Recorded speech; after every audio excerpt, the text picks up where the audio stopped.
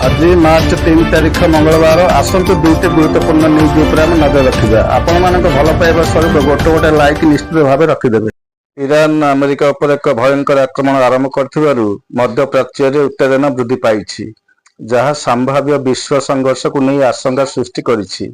यह इस्राएल सहित जड़ित एक गुरुत्वपूर्ण संघर्ष पर जो प्रबल क्षेपणास्त्र आक्रमण एवं नेता मानक मध्य मृताहत होबार रिपोर्ट रही। ईरान सर्वोच्च नेता नूतन सामरिक कार्यानुष्ठान घोषणा करिसेंति जहाँ एही अंचल में चलता युद्ध गतिशीलता को तीव्र करिछि। सोमवार सकाळे पुरुषोत्तमपुरर अरखपुर गाँव में शौच होगाकू जाउथिबा समय सागर बेहेरा नामक जड़े युवक गोड़े गुली बाजिथिला।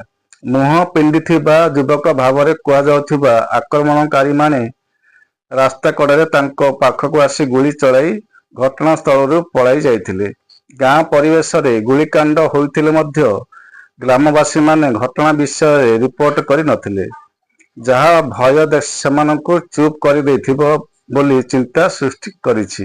पुलिस रे कौनसी अभियोग दाखल होई नाही। घटना पर स्थानीय पुलिस आईआईसी कुलमणि सेठी तदंत आरंभ करिसंति।